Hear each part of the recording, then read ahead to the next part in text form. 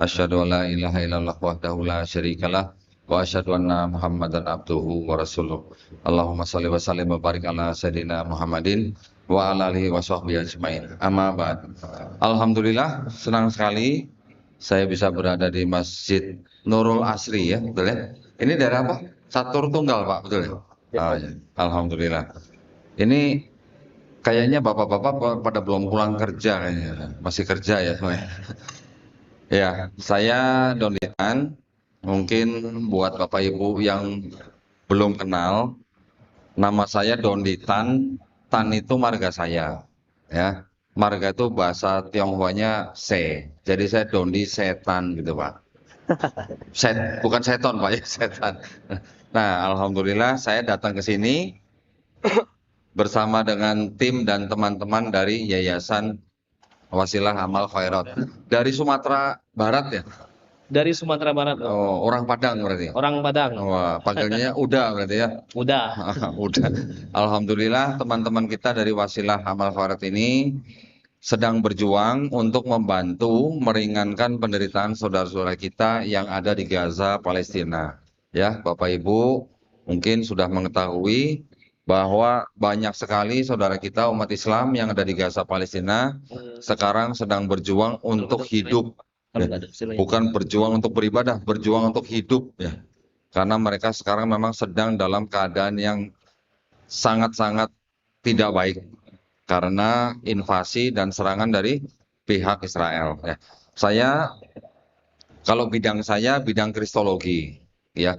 Saya datang ke sini membawa ilmu kristologi yang saya ingin bagikan kepada Bapak Ibu di sini. Apa itu kristologi? Kristologi itu adalah salah satu bidang ilmu yang mempelajari tentang posisi Nabi kita, ya, Nabi Isa Al-Masih di dalam agama Nasrani. Kenapa kita perlu mempelajari itu? Karena saudara kita yang Nasrani atau yang Kristen, itu mereka memang punya misi untuk mengkristenkan semua manusia di seluruh dunia. Misinya begitu ya. Tertulis di dalam kitab suci mereka. Ada di Matius 28 ayat 19. Karena itu pergilah, jadikanlah semua bangsa muridku. Baptislah mereka dalam nama Bapa dan Putra dan Roh Kudus. Jadi mereka berusaha selalu menjadikan orang di luar Kristen untuk menjadi orang Kristen. Ya, ditulisnya menjadi muridku, murid Yesus maksudnya. Nah, kalau belum dibaptis berarti belum selesai urusannya. Ya.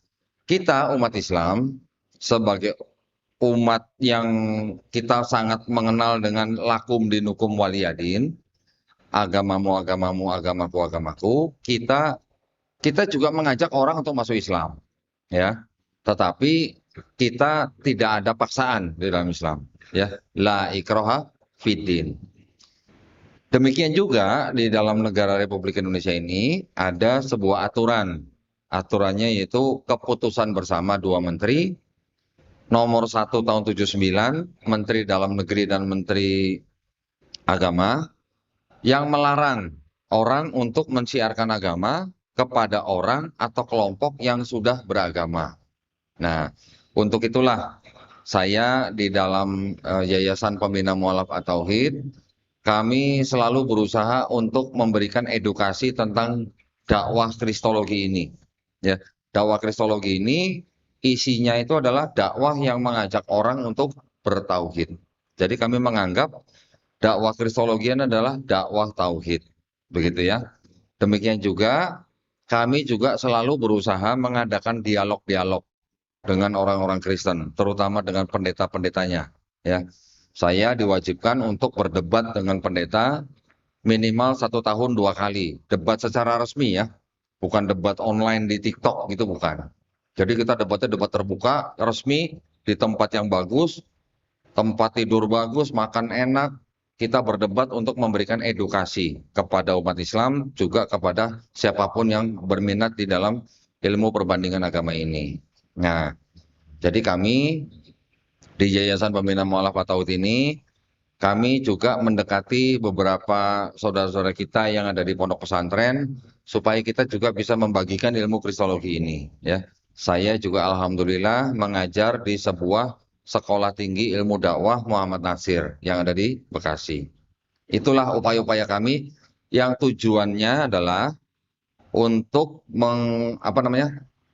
menangkal upaya-upaya pendangkalan akidah dan juga upaya-upaya pemurtatan. Dengan belajar Kristologi, kita bisa mengetahui agama mereka. Artinya kita mengetahui akidah mereka, kita mengetahui kitab mereka, kita mengetahui ibadah mereka, dan kita memandang itu, kita membandingkan dengan akidah Islam, dengan teologi Islam, dengan ibadah Islam. Ketika kita mengetahui apa yang ada di dalam kitab mereka, insya Allah itu bisa mengajak mereka untuk bertauhid. Ya, sudah banyak yang datang ke tempat saya mempertanyakan kitab mereka sendiri. Saya juga menjawabnya hanya dengan kitab mereka sendiri. Dan alhamdulillah ketika mereka bisa membuktikan bersama-sama dengan saya, banyak dari mereka yang akhirnya memeluk Islam. Itu tujuan kami. Jadi dengan belajar kitab mereka, apa yang ada di dalam kitab mereka, kita bisa bandingkan dengan Islam, ya, dengan kacamata Islam. Nah, mungkin saya nggak perlu panjang lebar di sini untuk menceritakan tentang apa saja di dalam Kristologi, tetapi nanti mungkin kita bisa lebih interaktif gitu ya. Interaktif bapak-bapak, ibu-ibu yang mungkin ada pertanyaan atau ada sumbang saran atau ada masukan atau ada mungkin informasi tentang upaya-upaya pemurtatan itu terjadi di mana saja, dengan cara bagaimana, silakan ya. Jadi sambil saya sambil menyampaikan beberapa poin, silakan kalau Bapak Ibu mau bertanya atau mau memberikan info, silakan ya. Langsung tunjuk tangan saja, kita langsung diskusikan. Kalau saya bicarakan di sini tentang isi dalam kitab ini, mungkin lewat maghrib juga nggak selesai gitu. Nanti Bapak Ibu bisa memperhatikan apa saja yang saya ajarkan dalam YouTube saya, gitu ya. Channel YouTube saya adalah Bapak boleh ketik Dondi Tan, ya, tinggal dicari di situ.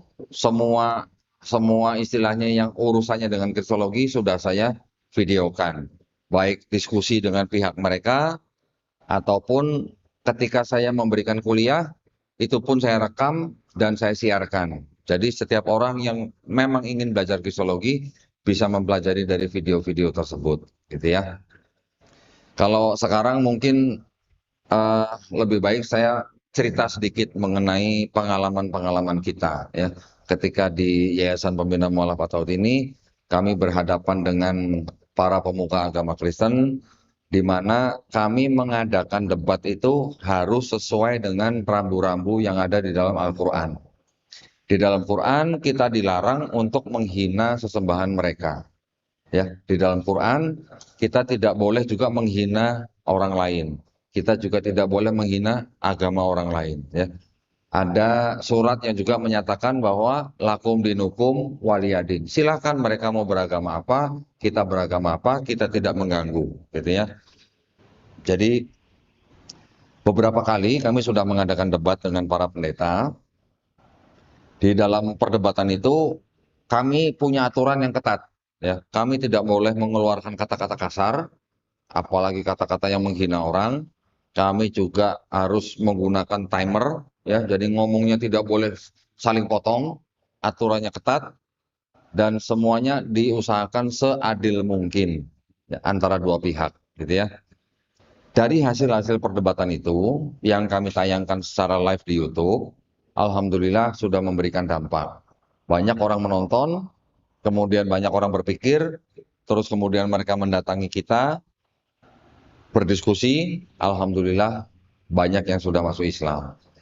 Bukan berarti kami mengajak mereka untuk masuk Islam, bukan. Tetapi dari hasil diskusi itulah yang insya Allah bisa menjadi jalan hidayah buat mereka, gitu ya. Nah, cara atau metode yang kami gunakan di dalam berdiskusi dengan mereka, itu kami harus punya dokumen fisik. Kami nggak mau asal bicara, gitu ya. Kami tidak mau asal asumsi. Karena apa? Kalau asumsi, orang belum tentu percaya. Tapi kalau saya punya bukti fisik yang kemana-mana saya bawa nih, nah, mereka tidak bisa menyangkal. Kalaupun mereka menyangkal, itu hanya apa? Semacam apa ya? Kayak orang cuma muter-muter aja gitu. tidak bisa menuju kepada poin yang diajukan gitu. Nah, jadi kami memang selalu mengusahakan supaya kami punya bukti fisik yang mana kami bisa tunjukkan kepada mereka. Di dalam kitab mereka itu ada kontradiksi, di dalam kitab mereka ada plagiarisme, di dalam kitab mereka ada ayat-ayat yang tidak asli. Tertulis Pak, tidak asli gitu. Pakai pasti lagi. Ayat ini pasti tidak asli. Kalau tidak asli Bapak, kata lainnya Pak. Ah, palsu. Bapak tahu sendiri kan. Itu yang kami lakukan Pak ya. Kami tidak mau mengatakan agama mereka kitabnya palsu. Kita nggak berani ngomong. Setiap kali saya ngomong, saya harus tunjukin buktinya. Di YouTube itu selalu saya tunjukin. Ketika orang Kristen datang juga saya tunjukin, baca sendiri. Ketika mereka baca sendiri, nanti ada yang baca, habis baca merenung, habis merenung menangis. Kitabnya ditutup menangis. Saya tanya, Mbak, kenapa nangis? Berarti selama ini saya dibohongin sama gereja gitu. Lah, bukan saya ngomong gitu ya. Mereka yang merasa sendiri gitu. Karena apa? Saya punya bukti-buktinya gitu kan. Seperti contoh nih yang akan saya perlihatkan ini.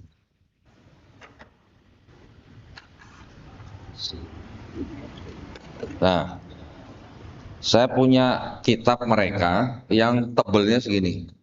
Ya, ini jauh beda dengan kitab yang biasa mereka pegang yang dibawa ke gereja. Yang biasa mereka pegang yang segini. Bandingkan Pak tebelnya. Ya, beda jauh. Kenapa ini bisa jauh lebih tebal? Karena di dalamnya ada catatan kakinya. Catatan kaki, tapi ditulis pakai tangan. Bisa kalau catatan kaki nulis pakai kaki ya Pak? Enggak ya. Catatan kaki ini yang banyak membuktikan keaslian daripada ayat-ayat di dalam kitab ini. Nah, ketika ini saya perlihatkan, baca sendiri, mereka bisa mengetahui yang mana yang asli, yang mana yang tidak. Ya, juga ada dokumen-dokumen lain. Saya juga mengoleksi kitab-kitab yang dari tahun-tahun lama. Kenapa saya beli? Susah sekarang belinya nih. Ini kayak begini harganya sekarang bisa ratusan ribu bahkan bisa jutaan. Yang ini aja bisa jutaan ini, ya. Kenapa? Karena sudah langka, sudah sulit dibeli. Yang jual paling hanya kolektor-kolektor. Kalau yang baru seperti ini, beli di toko buku paling 80.000. Tapi kalau yang ini bisa 700.000, bisa 1 juta, bahkan yang ini ada yang kemarin nawarin saya 15 juta, gitu. Yaitu itu adalah upaya kita untuk memberitahukan kebenaran ke depan mereka, ya. Kalau mau dibilang jujur ya jujur, mereka sebenarnya jujur Pak di sini Pak. Karena mereka mengatakan sendiri menulis bahwa kitab ayat ini tidak asli gitu. Tetapi kitab ini yang ada tulisan seperti itu bukan untuk jemaat gitu. Ini khusus untuk calon-calon pendeta atau pastor. Ya, jadi mereka tahu sebenarnya. Yang biasa khotbah di mimbar itu tahu ada ayat tidak asli, tahu sebenarnya. Tapi buat mereka ditutupi supaya apa? Supaya mereka tetap menjaga iman mereka, bahwa mereka menyembah kepada Tuhan yang benar menurut mereka. Walaupun akidahnya berasal dari ayat yang berasal dari pemikiran manusia, bukan wahyu. Ya, beda dengan Quran. Kalau Quran diturunkan, yang diturunkan adalah wahyu kepada Nabi Muhammad SAW melalui malaikat Jibril alaihissalam, murni wahyu. Ya, tidak ada wahyu yang tidak asli, gitu kan? Tapi kalau di sini akidahnya berasal dari pemikiran manusia yang merupakan catatan kaki sebenarnya. Kemudian oleh penyalinnya dijadikan ayat, gitu. Jadi artinya pemikiran manusia disisipkan menjadi ayat. Itu yang terjadi di sini. Nah, kalau kita mengetahui kondisi kitab mereka begitu, kan enak Pak kalau mau diskusi sama mereka. Tinggal tunjukin aja, ini kok ada ayat begini, maksudnya apa ya? Mereka nggak pernah lihat ini kok bisa ada kitab yang ada catatan kakinya. Yang mereka baca, yang biasa dibaca sama mereka yang ini, yang tidak ada catatan kakinya. Ya. Nah, jadi itulah yang kami lakukan di dalam yayasan, sehingga dengan kami membuat kajian-kajian ilmiah berdasarkan dokumen-dokumen mereka sendiri, orang yang menonton kalau dia mau objektif, dia bisa berpikir, dia bisa menilai mana yang asli, mana yang tidak asli, mana yang agama, dari langit, mana yang agama hasil pemikiran manusia, gitu ya.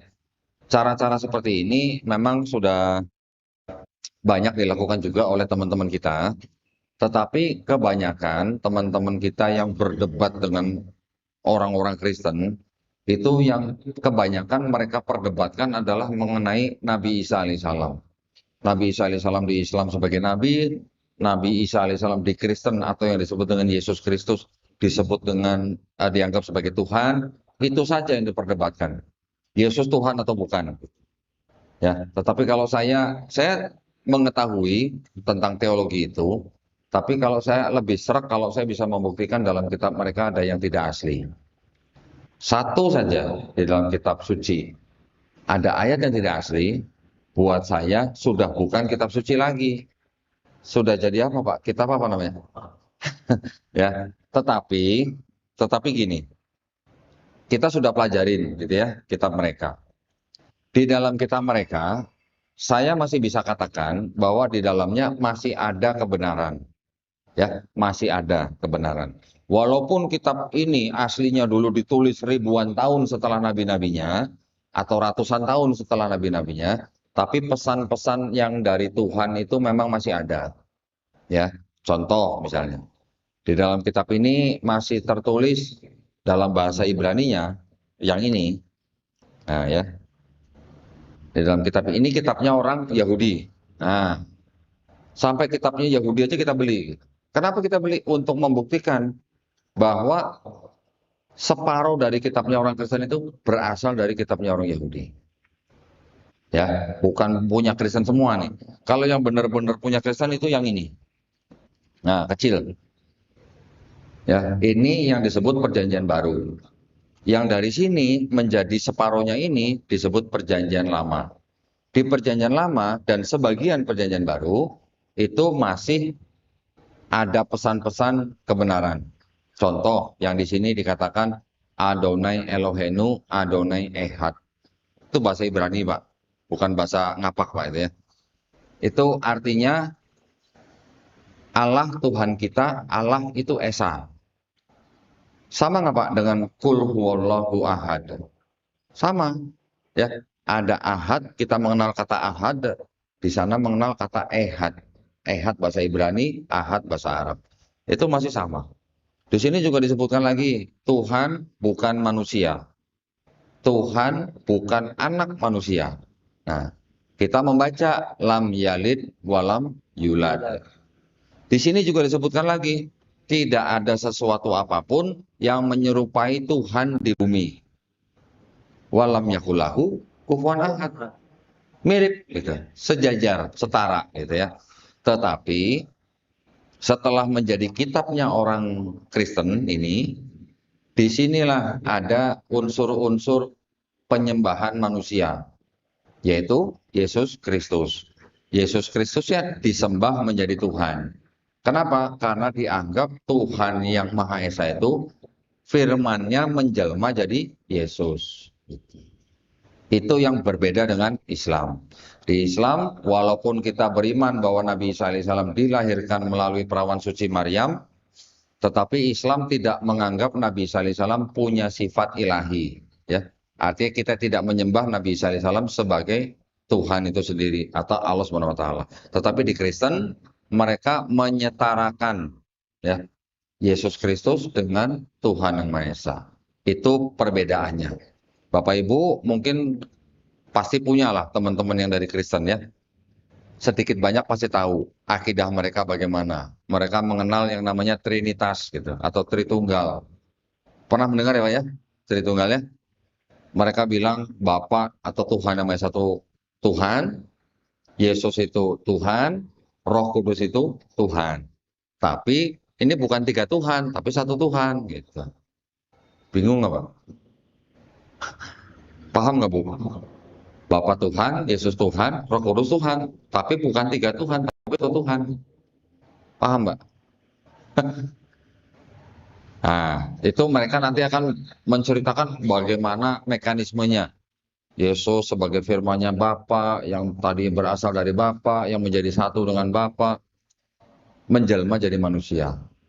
Roh Kudus nanti itu adalah Bapa itu sendiri yang rohnya menguatkan dan sebagainya. Apa namanya akan berputar-putar soal itu. Di dalam Islam tidak ada yang namanya istilah Allah Subhanahu wa taala firman-Nya Allah bisa menjadi manusia. Tapi kalau kita di Islam konsepnya Nabi Isa alaihissalam diciptakan dengan kalimatullah, ya, dengan kun fayakun.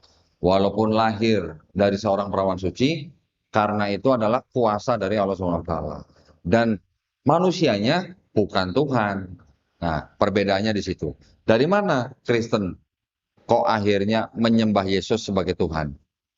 Karena di dalam agama Kristen yang timbul di abad pertama Masehi itu memang mengadopsi budaya-budaya dari Eropa, dari Yunani, dari Romawi, ya, dengan apa? Dengan budaya namanya Helenisme, budaya paganisme yang akhirnya diadopsi ke dalam agama mereka sehingga mereka tidak banyak bedanya dengan orang-orang yang ribuan tahun sudah menyembah dewa-dewa yang tiga tapi satu, satu tapi tiga.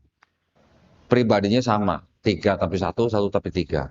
Ya, mungkin dari Sumeria, dari Persia, dari Babilonia, dari Persia, dari India, India juga ada kan, dari Mesir dan sebagainya.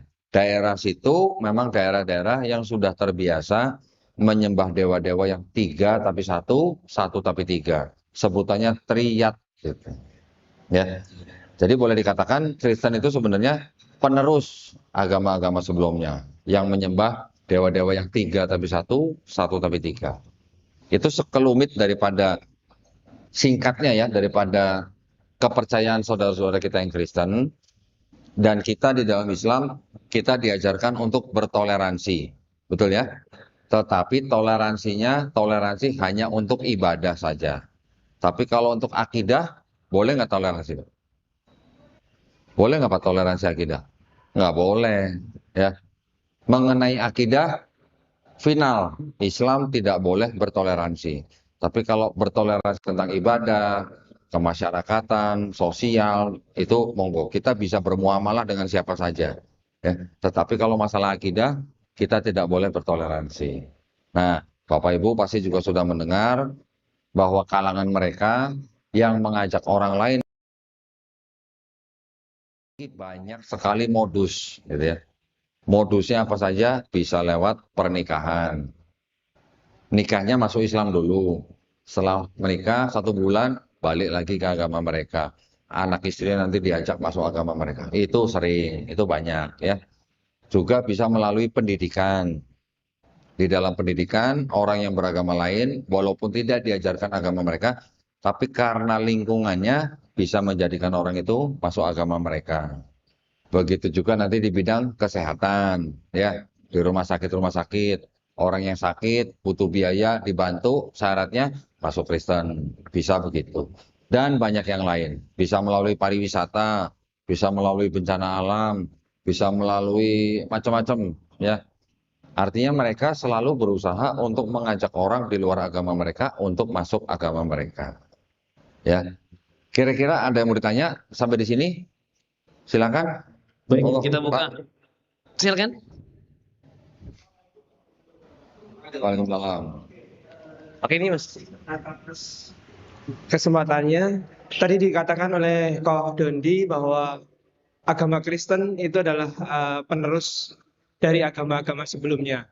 Tetapi kenapa disebut sebagai agama Kristen, kemudian agama Yahudi itu sebagai agama samawi? Kemudian kalau itu sebagai penerus agama-agama kepercayaan sebelumnya, kenapa sesembelihan mereka tetap dibolehkan yang sebagai ahli kitab itu dibolehkan untuk Apanya dibolehkan, Pak? sesembelihan dari ahli kitab itu dikatakan boleh dikonsumsi oleh Muslim. Baik, Terima kasih. baik, Assalamualaikum. baik. Alhamdulillah. Nah, ini pertanyaan yang bagus, Pak. Kita satu-satu ya, Pak ya. Dijawab dulu sama Satu-satu ya. Yang mengatakan bahwa Yahudi, Kristen, Islam itu agama samawi, Itu orang Yahudi, orang Kristen, atau Islam, Pak? Dari apa namanya kita tahu Ya, kita sering mendengar ya Pak ya, agama samawi itu tiga, Yahudi, Kristen, Islam. Yang mengatakan ini kan kebanyakan orang-orang dari kalangan akademisi, Pak. Betul kan? Akademisi.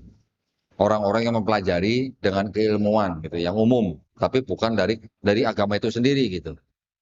Ya Pak ya. Sekarang saya ingin bertukar pikiran nih Pak dengan Bapak nih. Sebagai orang Islam, Bapak, sebagai orang Islam, menurut Bapak agama samawi itu ada berapa? Sebagai orang Islam. Islam. Ya cuman Islam. Nah itu maksud saya Pak. Ya, ya, jelas kan? Kalau Bapak bilang agama samawi ada tiga, berarti Bapak bertentangan dengan inna dina indallahil Islam. Itu maksud saya. Di Quran sudah jelas Allah Subhanahu wa taala sendiri sudah menyatakan bahwa agama yang diridhoi di sisi Allah adalah Islam. Jadi tidak ada agama samawi lain, Pak. Itu. Allah sendiri sudah berfirman di dalam Quran bahwa Allah Subhanahu wa taala sudah menurunkan kitab Taurat, Zabur, Injil kepada Bani Israel. Khusus kan Pak, kepada satu kaum nih, Bani Israel aja nih. Mereka ini yang disebut dengan ahli kitab. Ya kan? Siapa Pak tadi Bani Israel? Siapa tadi ahli kitab? Bani Israel. Diingat Pak ya, diingat. Kalau sekarang yang kita kenal dengan orang-orang Kristen, apakah mereka Bani Israel Pak? Bisa nggak disebut ahli kitab? Nah, sudah. Kan disebutnya kepada Bani Israel. Jadi kalau ahli kitab berarti orang yang punya nasab sampai ke Bani Israel. Kalau orang-orang Kristen nggak bisa disebut sebagai ahli kitab, Pak. Karena yang diturunkan kepada Bani Israel kepada Nabi Isa alaihissalam melalui Nabi Isa alaihissalam yang disebut dengan Injil, ya Pak ya, itu mengajarkan Islam atau mengajarkan Kristen, Pak? Islam. Nah, ketika ada agama yang disebut sebagai agama Kristen, itu mereka juga punya kitab yang mereka sebut-sebut dengan kitab Injil. Ini buktinya, Pak. Tulisannya Injil. Nah, padahal kalau dipelajari, kitab tulisan-tulisan ini aslinya, itu bukan ditulis oleh Nabi Isa alaihissalam. Kita juga di Islam juga tidak pernah membaca kan Pak, Nabi Isa alaihissalam menulis kitab Injil kan? Nggak pernah kan Pak? Kita juga nggak pernah membaca Hawariyun menulis kitab Injil juga kan Pak? Ketika kita pelajari ini, yang menulis ini juga bukan orang-orang yang pernah bertemu langsung dengan Yesus. Ya Pak ya? Ini yang ngomong orang-orang Kristen sendiri loh Pak. Yang menulis ini juga bukan orang-orang yang pernah jalan-jalan bareng Yesus Pak. Ibaratnya orang-orang yang nggak pernah ngopi bareng Yesus gitu Pak. Ya, yang nulis ini Pak, orang-orang berpendidikan tinggi yang tidak tinggal di Palestina, tidak tinggal di Israel. Ada yang bilang di Romawi, ada yang bilang di Syria dan sebagainya. Jadi yang nulis bukan orang-orang saksi mata langsung dan bukan orang-orang yang mengenal saksi mata langsung, gitu. Ya, maka itu buat kita ini bukan Injil yang diterima oleh Nabi Isa alaihissalam. Setuju nggak Pak? Setuju. Nah, alhamdulillah. Ini yang ingin kita sama gitu Pak perspektifnya, gitu ya. Walaupun di sini ditulisnya Injil, ya biarin aja mereka mau nulis apa kan itu kitab mereka. Mereka juga punya hak yang sama gitu Pak. Ya kita hormati saja. Tapi kita jangan menyebut ini sebagai Injil. Karena yang kita tahu Nabi Isa alaihissalam itu menerima kitab Injil itu adalah wahyu dari Allah Subhanahu wa taala diterima oleh Nabi Isa alaihissalam untuk Bani Israel pada zaman itu. Kan itu Pak. Dan yang diajarkan adalah Islam. Islam artinya berserah diri kepada Sang Pencipta. Ya, jadi Nabi Isa alaihissalam dan Hawariyun berarti apa Pak? Muslim semua kan berarti kan? Muslim secara akidah ya Pak ya, secara akidah. Syariatnya mungkin Nabi Isa alaihissalam masih mengikuti syariat daripada Taurat, ya, yang diberikan kepada Nabi Musa alaihissalam. Nabi Isa alaihissalam menerima kitab Injil untuk mengajak Bani Israel hidup secara zuhud gitu Pak, ya, karena mereka sedang berada di bawah penguasaan bangsa Romawi. Nah, jadi dari sini saya harap Bapak sama nih perspektifnya dengan saya, bahwa ini bukan Injil yang diterima oleh Nabi Isa alaihissalam untuk Bani Israel. Begitu Pak ya? Mudah-mudahan menjawab pertanyaan Pak. Silakan.